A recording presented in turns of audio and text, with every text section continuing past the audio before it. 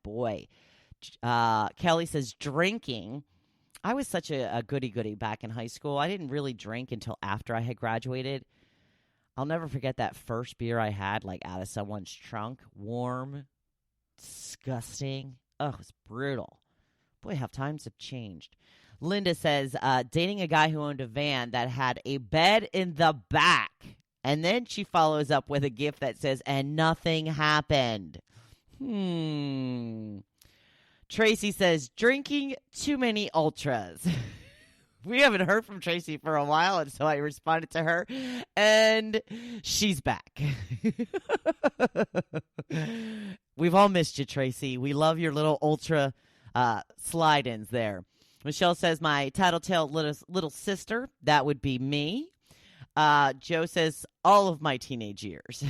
So there's some of the things that got you in big trouble. I do think that I just mentioned this not that long ago, but one time I had run away from home and I got busted. And I had crawled out my back window, climbed over the fence.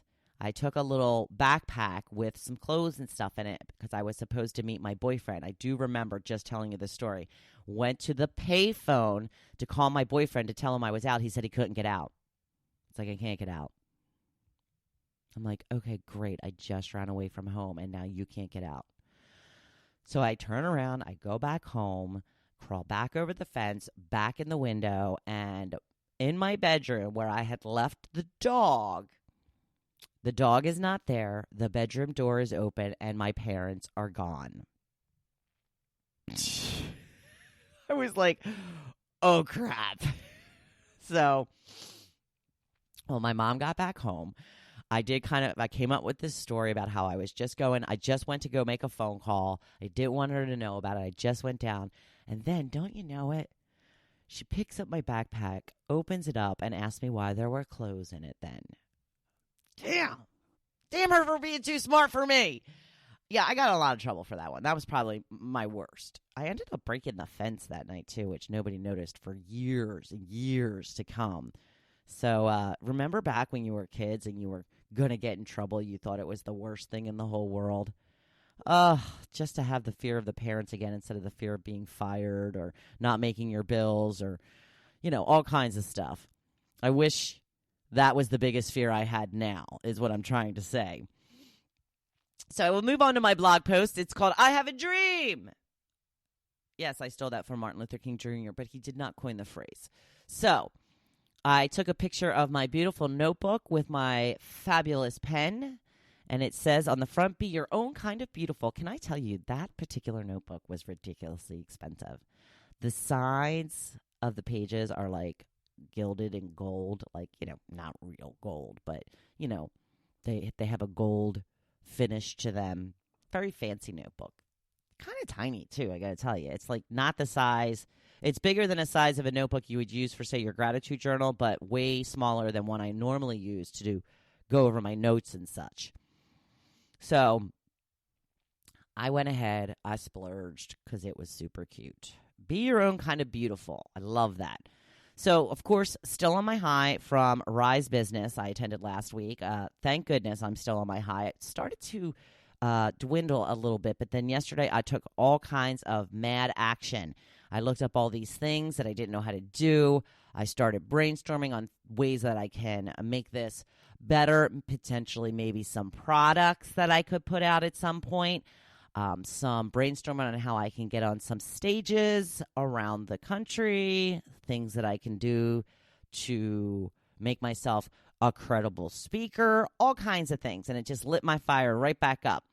So I want to teach you some of the things that I've learned. The number one takeaway is that with so much technology at our fingertips, we can virtually figure out everything. Want to start your own business? You can literally ask those exact words to Google or Siri or Alexa, and they will give you answers. It would probably be better to ask how to start a specific business, but you can start as vague as you want. There will be answers. I can look up how to do anything on the internet, as can you? So I've been focusing on the negatives of technology for most of this week, but now it's time to flip it. What can it do for us? It can do anything we want it to. If you think your question is stupid, I bet it will be one of the first few searches to pop up once you start asking the question. I guarantee it has been asked before. The only stupid question is the one that isn't asked, and really, who cares if it seems silly? It's just you and Alexa. Sometimes it is information overload. Sometimes I'm still lazy and don't feel like looking things up. I literally don't feel like hitting the microphone button, asking a question. Doesn't that seem ridiculous? You know why? Because it is. I have a tendency to sit around and not want to do anything, especially if I'm into a really good book, which you know I'm always into a really good book. But I have to force myself to do it because it is the only way to get things done. I want to move forward, and I have a whole list of things I need to research. Like I said, I've already started, but I have big plans. I've got to keep moving, keep grooving, keep moving forward, and figuring out how to get better at social media is one. Trying to get a TED Talk, discover how to get guests on my podcast. I looked all these things up yesterday. Apparently, I wrote the blog post before I did all of these things. Now, these are all kinds of things I still have to learn, and the only way to do it is to sit down and do it. But here's the good news. It's never been easier to get free information. Google, YouTube, Siri, Wikipedia, they're all at your fingertips. Use them. Get going. What are you waiting for? Is this something you've always wanted to do but didn't know where to start? Ask Google. Hey, Alexa, how do I get started in roller derby? Okay, Alexa tells me there's 4 steps. 1, recruit skaters and officials. 2, download the game rules from WTDA.com. I'm assuming that's some sort of roller derby organization. 3, do some research about gear standards. 4, start skating. See? There are answers for just about anything you can think to ask. So what is it you've always wanted to do? Find out how to get started and just do it. Sometimes it takes just that first step. Well, it always takes just that first step, but you just got to push yourself.